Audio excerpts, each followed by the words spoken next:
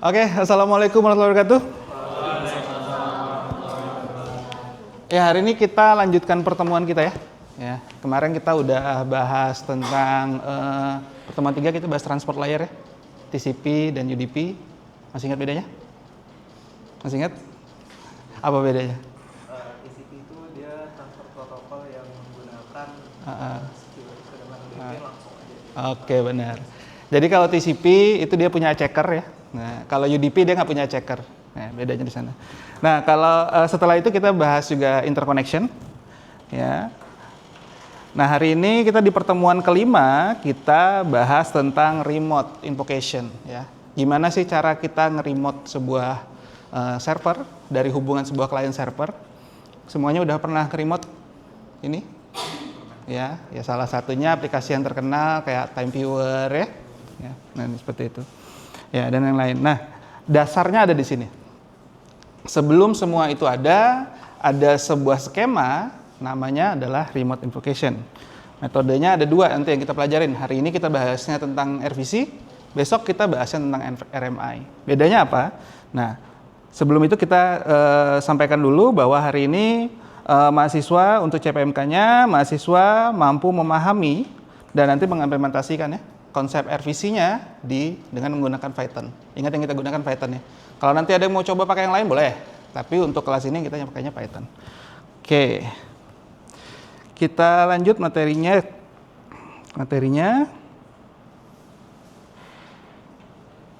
Oke. Remote invocation. Ya. Request, reply, dan nanti RPC.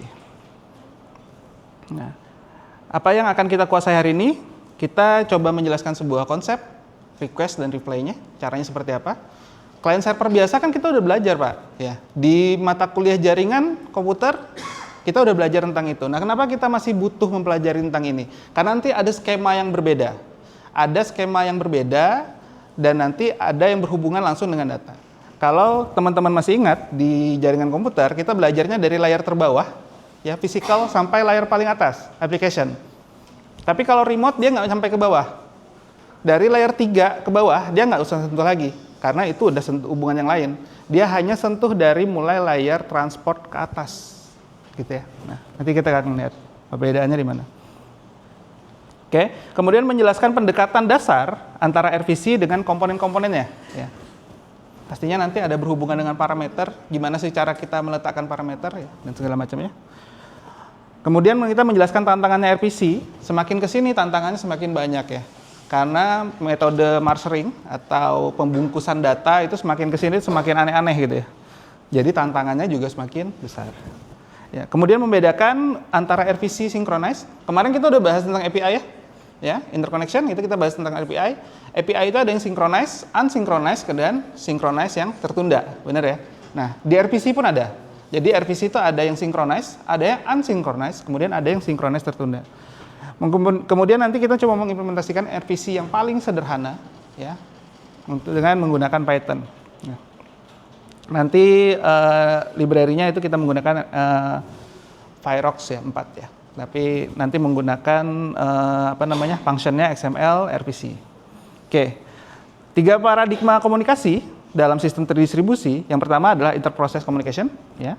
Yang kedua yang hari ini kita bahas adalah remote invocation, dan yang ketiga nanti ada indirect communication. Nah, jadi yang hari ini kita bahas adalah yang remote invocation. Fokus kita hari ini ya.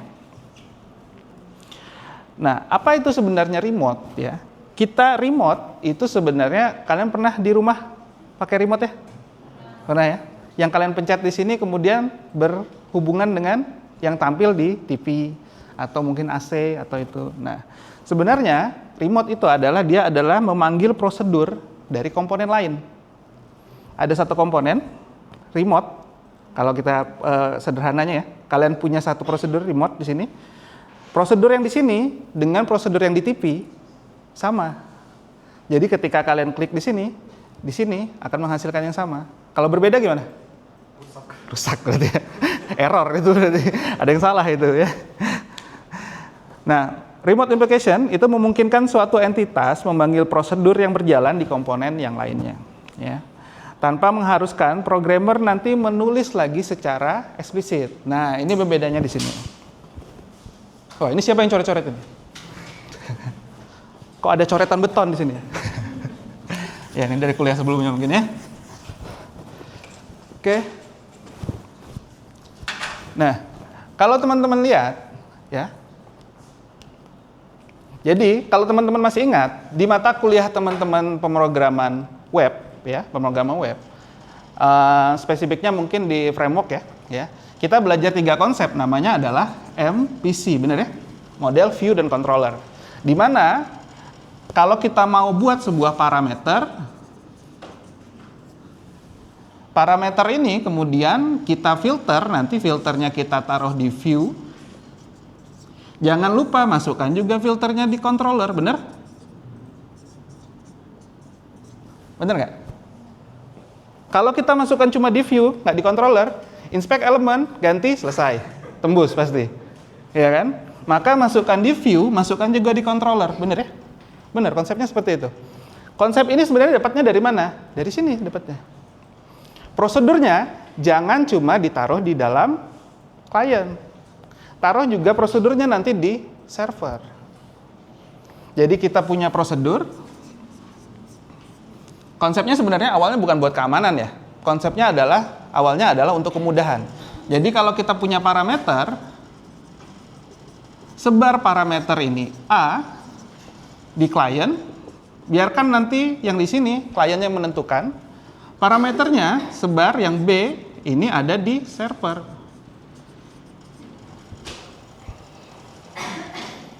Nah, jadi kalau misalnya nanti kita punya inputan integer misalnya dengan operasi tambah ya atau add. Kalau misalnya ini kita taruh di sini, bisa nggak? Bisa sebenarnya. Ini kita taruh di sini, kemudian nanti kita buat variabelnya A dan B. Berarti di sini add A dan B. Bisa nggak kalau dibuat sini? Nah, kalau dengan remote, ini kita bisa pindahkan ke sini. Ini kita pindahkan ke server. Jadi A dan B, ini cukup ditaruh di klien. Di sisi klien kita nggak perlu lagi menentukan apa ini integer gitu. Inputannya udah pasti integer. Kalau misalnya nggak integer, nanti gagal, gitu ya. Dan operasinya pasti add. Jadi di sini tinggal nambahin, misalnya kalau ini kita ibaratkan web ya, inputannya misalnya ada field, udah dia tinggal inputkan. Operasinya nanti dilakukan di server. Nah, sebenarnya konsep ini sebelum lama ya, MPC ini baru ya sebenarnya konsepnya. Sebelum ada MPC ini ya RPC dulu sebenarnya. Konsepnya di client server dulu, baru ada itu. Nah, ini konsep yang ada di RPC. Nah, kalau di minggu depan kita bahas tentang RMI, itu memanggil metode dengan objek remote yang mendukung referensi objek, bukan hanya nilai ya. Tapi batasannya lebih luas lagi nanti dengan RMI. Nah, ini semua terhubung dengan proses request and reply ya. Reply and request dari client dan server dukungannya. Jadi prosesnya sama persis dengan client server yang lain. Kalau di sini tulisnya cuma client server, sebenarnya di sini banyak ya. Runtutannya banyak ya. Dari mereka menghubungi dulu, dibalas lagi checkernya. Kemudian oke, silahkan kirim, mau kirim lagi dan sebagainya. Tapi di sini intinya klien itu melakukan do operation, requestnya operationnya apa, kemudian nanti reply balasannya apa seperti itu. Nah, tentu untuk menggabungkan ini semua, ya, untuk menghubungkan ini semua, kita butuh sebuah format ya. Nggak bisa dong sembarangan. Kita manusia aja kalau komunikasi beda bahasa udah beda, gitu kan? Nah, apalagi di sebuah mesin. Yang notabene mesin ini, mohon maaf bodoh gitu. Mereka nggak tahu apa-apa sebenarnya. Kita semua yang bangun mereka ya. Maka kita perlu menentukan formatnya. Jadi mulai dari message type-nya, tipenya seperti apa? Di mana ini dibangun? Kalau dalam OSI layer di mana? Masih ingat? OSI layer? Masih ingat OSI layer? Ya. Kalau masih ingat di pertemuan mata kuliah jaringan komputer, ya. Atau nih dosennya saya nggak ya? Mata kuliah komputer ya? Bukan kayaknya. Ya. Kalau kelasnya sama saya dulu pasti ingatnya anak Pak Sule tidak nakal dan pintar ya. Anak Pak Sule tidak nakal dan pintar. Application, presentation, session ya, transport, network, data link, dan physical. Ya. OSI layer. Nah, ini dasar banget ya. Kalau untuk jaringan ini pasti kepake sampai kalian seterusnya. Sampai nanti kalian kerja. Saya dapat testimoni ini dari IT di Pertamina ya. Ketika mereka tes, ini yang dikeluarkan sama mereka.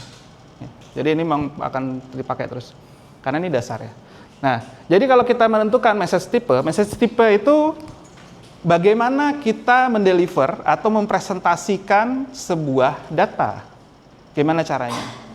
Nanti di aplikasi ini dibukanya pakai apa sih? Kalau kalian klik 2 kali, dibukanya pakai apa sih?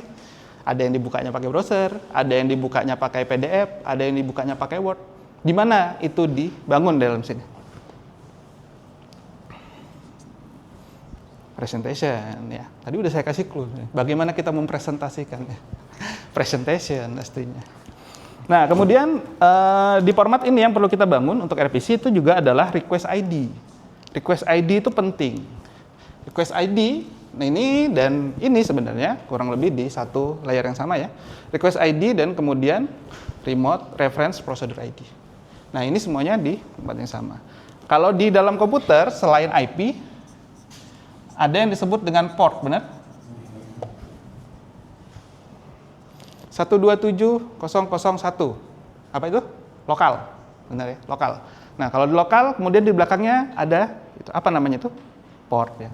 Kita menggunakan 8000, 880 atau beberapa port yang memang sudah ditentukan ya, kayak HTTP, HTTPS, TCP dan lain-lain. Nah, ini semuanya di satu layar yang sama, yaitu layar di mana? Tentukan di transport sebenarnya. Ya. Di transport, kita nentukannya itu di transport. Nah, kemudian baru nanti ada argumen. Argumen biasanya ditaruhnya di header ya, atau diputar. Nah, seperti itu. Nah, jadi makanya saya bilang tadi, untuk RPC itu sebenarnya dia dari atas sampai sini. Dia nggak sampai ke bawah lagi. Karena ini udah alamat yang berbeda ya. Alamatnya jaringan, alamatnya apa namanya? Lokal, kemudian dan IPv6. Gitu. Oke, kita lanjut.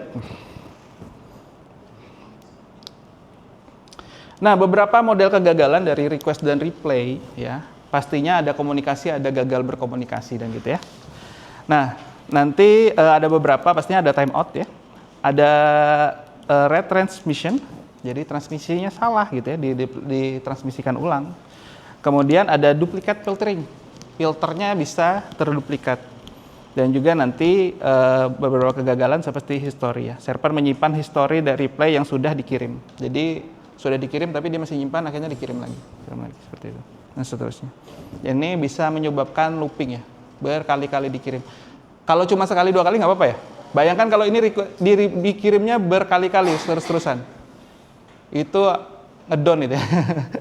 Pasti. Oke, pendekatan RPC dasar sebenarnya sangat simpel seperti ini pendekatannya. RPC memungkinkan klien berkomunikasi dengan server melalui panggilan yang prosedur ya. Makanya disebutnya dengan prosedur call. Sangat sederhana. Jadi intinya dia membungkus paketnya nanti, kemudian dikirimkan dari port yang udah disepakati, ya.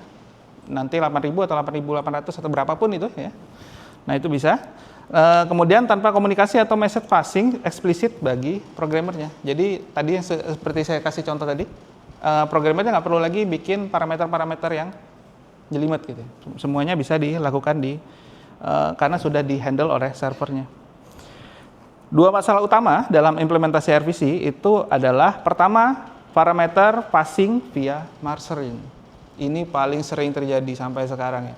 Karena sampai sekarang teknik kriptografi itu sangat banyak sekali ya. Enkripsi itu aneh-aneh. Makanya kalau kalian bikin enkripsi, teman-teman, ya, diingat kalau bikin enkripsi, kalau misalnya kemungkinan digunakan juga di tempat lain atau pengembangannya berikutnya ada, jangan bikin enkripsi yang sendiri. Kalau bisa ikuti standar. Kalau nggak ngikuti standar, nanti programmernya bukan kalian, itu nggak bisa diapa-apain. Ditaruhnya di data lagi, habis gitu ya. Ini datanya nggak bisa dibuka, Pak. Kok bisa gitu? Nggak tahu ini gimana gitu. Itu programmer berikutnya seperti itu bilangnya. Oke, yang kedua adalah representasi data. Ya, datanya kadang representasinya berbeda atau salah ya. Jadi kalau misalnya kita punya data, kita merepresentasikannya dengan cara yang salah atau yang berbeda. Misalnya di server nulisnya integer, tapi dari sisi klien taunya float. Dimasukin 0,5, 0,15, 0,25. Kok gagal terus, kok salah terus, nggak ada error message-nya lagi. Bingung.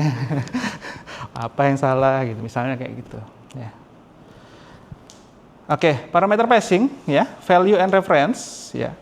Jadi marshalling adalah pengemasan parameter prosedur ke dalam pesan yang akan dikirim ke jaringan. Ada dua jenis parameter yang dapat dilakukan. Yang pertama adalah value parameter, yang kedua adalah reference parameter. Bedanya di mana? Bedanya di sini, kita coba lihat. Kalau di value parameter itu informasinya lengkap tentang variabel-variabelnya, dapat langsung di-encode di pesannya. Tapi kalau dia reference parameter itu rujukannya hanya sah dalam ruang alamatnya klien, ya. Jadi alamat ingat kanal ya, semuanya kan punya alamatnya masing-masing. Nah kalau kita taruh parameternya apa namanya lokal, nanti yang diambil adalah parameter yang lokal aja, dilempar ke server, itu parameternya nggak bisa diambil. Salah satu contohnya kalau di C itu pointer ya, tahu ya, alamat memori. Nah itu kalau kalian lempar ke server, pastinya di server nggak bisa, karena ini alamat memorinya siapa? Klien. Ngapain dilempar di server, ya kan? Maka parameter ini cuma bisa berjalan di sisi klien, nggak bisa berjalan di sisi server, gitu ya. Nah salah satu contohnya gitu. Nah itu kalau di reference parameter. Kalau di value parameter lagi, contohnya misalnya adalah integer, float, karakter. Misalnya ya, contoh tipe datanya. Perubahan oleh prosedur call itu tidak mengubah nilai dari callernya. Oke. Nah, kalau misalnya di reference parameter solusinya apa? Salin data yang dirujuk, kirim sebagai value. Jadi kalau misalnya kalian punya data yang mau dilakukan di server, yang mau dikelola di server, ya, maka salin dulu dijadikan value. Reference-nya tetap di sini, tapi value-nya yang dikirim. Jangan kebalik, referensinya yang dikirim, value-nya tetap di sini, ya nggak bisa apa-apa juga gitu. Nah, solusinya seperti itu kalau untuk reference parameter. Reference parameter tapi kepake ya, bukan berarti reference parameter nggak kepake. Reference parameter itu kepake kalau misalnya jalannya di lokal. Nah, karena tadi seperti tadi, contohnya seperti di C lah. Pointer itu tetap kepake sampai sekarang. Kalau di server-server besar yang sistemnya masih menggunakan sistem lama ya. Kalau di kayak Java kan kita nggak pakai lagi ya. Semuanya udah ini. Semuanya udah otomatis. Tapi kalau di sana berarti memori itu dikhususkan untuk itu. Lebih seperti itu. Oke. Nah, gimana representasi data antar arsitektur? Jadi arsitekturnya yang berbeda. Ya. Komputer dalam sistem distribusi sering mempunyai arsitektur, sistem operasi yang berbeda. Klien dan server harus sepakat bagaimana data tadi direpresentasikan dalam bentuk pesan. Pertama, ukuran tipe datanya bisa jadi beda. Misalnya tipe datanya long, berukuran 4, ya, pada Unix 32 bit, tetapi 8 byte, kemudian di Unix 64 bit. Atau inilah, karakter satunya pakai ANSI, satunya pakai apa? Apa selain ANSI? Apa? Selain ANSI apa? Satunya pakai karakternya, satunya pakai ANSI, satunya pakai UTR misalnya. Nah, itu kan udah beda tuh parameternya. Bukan parameternya beda ya, panjang karakternya udah beda. Ya, jadi itu udah beda. Kemudian format penyimpanan berbeda. Intel menyimpan data dalam bentuk benar little endian, sedangkan kalau Spark itu dalam format big endian. Ya. Format penyimpanannya bisa beda. Nah, kita masuk ke RPC yang sinkronus, asinkronus, dan yang sinkronus tertunda, sinkron tertunda. Ya. Saya rasa ini udah bisa dibayangkan sama seperti API kemarin ya. Ya sama sebenarnya prosedurnya. Jadi kalau sinkronus intinya dia akan sinkron secara terus-menerus. Ya, sinkronus sama seperti API. Kalau kita punya server, di sini kita punya server, di sini kita punya klien. Kemudian kalau disinkronus berarti ini saling terhubung terus-terusan. Ya, saling terhubung terus, jadi nggak pernah putus. Bisa jadi datanya nggak disimpan di sini. Sama seperti API kan bisa jadi datanya disimpannya di server, bukan di sini. Ya, jadi kalau dia mau lihat datanya sebenarnya di sini. Nah di RPC juga sama. Ya, sebenarnya yang dilakukannya adalah di sini. Kekurangannya apa kalau sinkron?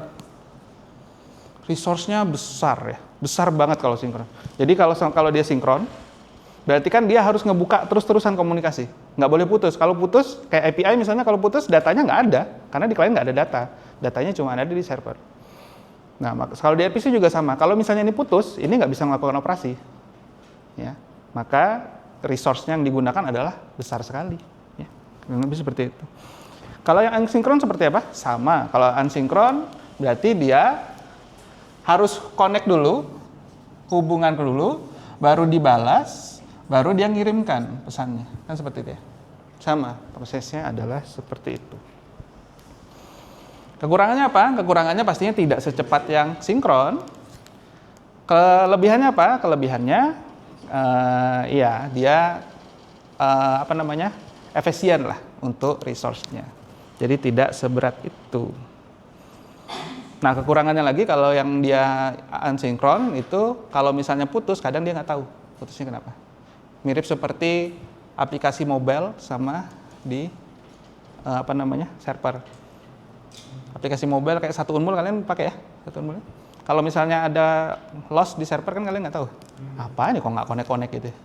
Padahal servernya yang ini. Nah, itu. Lebih seperti itu. Nah, gimana kalau sinkron tertunda? Sinkron tertunda itu klien pertama memicu asinkron dulu. Asinkron dulu. Kalau misalnya message-nya ternyata banyak atau tugasnya besar, baru dia dikirim terus-terusan. Sampai nanti selesai. Kalau selesai, baru diputus. Baru nanti asinkron lagi. Jadi kayak hybrid lah, kurang lebih seperti itu. Sama juga ya dengan API kemarin ya, prosesnya juga sama. Nah, studi kasus RPC dengan Python, kita coba buka kan. Saya udah bagikan di grup ya. Ada grup kita? Atau kita bikin grup dulu? Oke, saya udah bagikan di grup untuk ini. Kalian bisa dibuka, bisa dijalankan, terserah ya, tapi saya pakainya, yang penting bisa jalankan Python sebenarnya. Tapi saya pakainya Jupyter. Ada juga yang bilang kemarin, wah Jupyter nggak enak Pak, gitu. Suka error gitu. Ya bebas aja, pakai yang lain juga nggak apa-apa. Pakai terminal juga nggak apa-apa teman-teman. Ya. Jadinya pertama karena kita pakai library-nya Firefox 4, ada yang pakai Firefox 5 juga nggak apa-apa, sama aja ya. Bisa aja dipakai. Pastinya di running dulu. Kita install dulu, ya.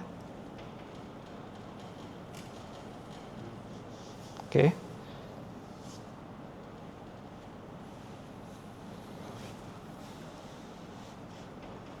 Oke, jadi kalau di file yang saya bagikan itu ada dua ya. Untuk mensimulasikannya ada yang server, ada yang klien. Pertama teman-teman nanti jalankan dulu yang di server. Oke, kalau sudah jalan seperti ini, nanti Firefox-nya dijalankan dulu ya, baru kita jalankan programnya. Nah, ini saya pakainya 8800 karena 8000 udah kepake saya di port saya. Jadi silakan pakai yang lain. Nah, kalau teman-teman lihat di sisi server di sini, ini saya bilang tadi bahwa parameternya kita taruhnya di bagi, kita split. Maka di sini kita definisikan apa yang akan dilakukan. Ya, definisikan apa yang dilakukan. Kemudian sudah, karena ini sederhana, kita cuma panggil function-nya, ya. Kemudian masukkan function-nya, nanti dialamatkan di alamat 8000, kemudian kita masukkan registernya. Registernya adalah add ya. Kemudian kita nanti tampilkan kalau misalnya berhasil ya. Sudah selesai. Yang penting adalah parameternya kita taruh di sini di server 1. Nah, kemudian di klien kita tinggal jalankan ini. Udah ya? Atau ini saya ganti kelihatan. Oke, nah jadi di sini kita tinggal panggil fungsinya sama ya, xml.client. Nanti kita masukkan di sini klien servernya, alamatnya ditujukannya ke yang tadi. Ingat alamatnya harus sama ya, karena representasinya tadi untuk request ID-nya itu harus sama. Maka di sini kita tinggal masukkan proxy add 28 ya. Tinggal masukkan alamatnya A dan B. Karena sudah dilakukan di server, benar? Nah, kalau misalnya kita nggak pakai ini, kalau di web kan biasanya kita tambahkan di sini. Nah, biasanya seperti itu. Kita tambahkan nih integer apa gitu ya. A sama dengan integer, B sama dengan integer. Kemudian nanti add A plus B gitu ya. Nah, seterusnya. Nah, ini enggak. Ini kita pakainya di sana. Maka nanti hasilnya tinggal kita tampilkan. Nah, itu pembedanya seperti itu. Oke, sudah kebayang? Sudah kebayang ya? Oke, sampai sini ada pertanyaan?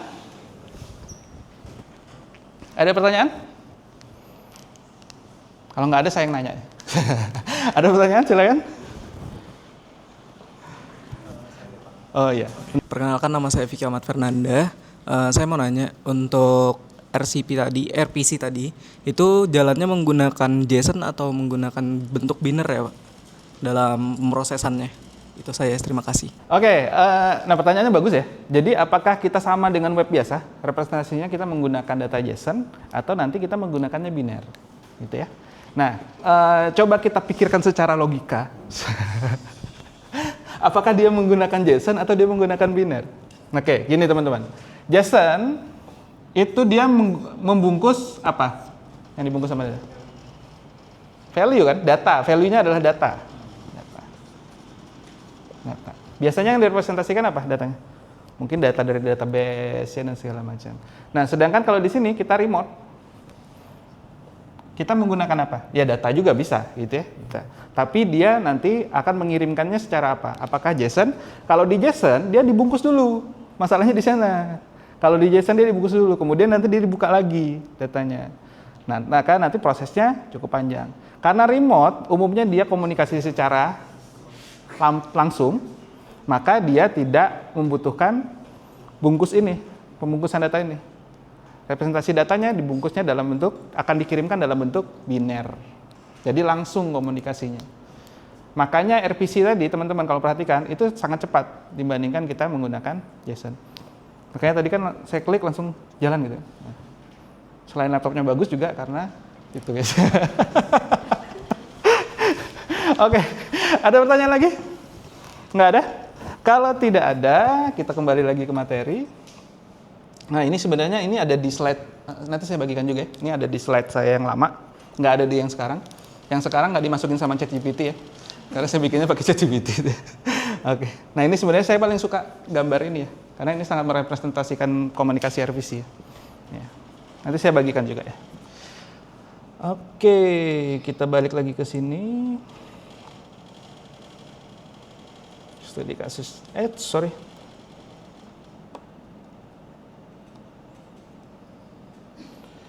Ini praktikum tadi ya. Nah, yang saya bagikan nanti silakan dijalankan. Mau ditambah, mau dikurangin, mau diapain silahkan ya. Oke, kalau nggak ada pertanyaan kita simpulkan hari ini.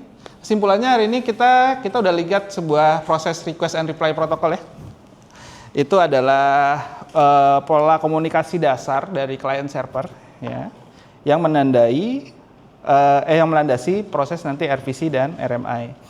Jadi RPC itu memungkinkan pemanggilan prosedur remote semudah pemanggilan prosedur lokal, ya. Dibantu stub, select skeleton, communication modulnya. Nanti tantangan utamanya RPC tadi apa? Ingat? Parameter parsing via marshalling, ya. Jadi pembungkusan datanya itu dia sangat menentukan, ya. Masalahnya di sana. Kalau untuk sekarang ini masalahnya di sana. Karena pembungkusan datanya sangat beragam. RPC itu dapat berbentuk sinkron, asinkron, dan synchronized tertunda ya. Kemudian kita sudah mencoba Python, functionnya kita menggunakan XML RPC ya, dengan library Virox 4 tadi ya. Oke, ada pertanyaan lagi? Tidak ada? Kalau tidak ada mungkin saya cukupkan sampai di sini. Terima kasih semuanya. Assalamualaikum warahmatullahi wabarakatuh.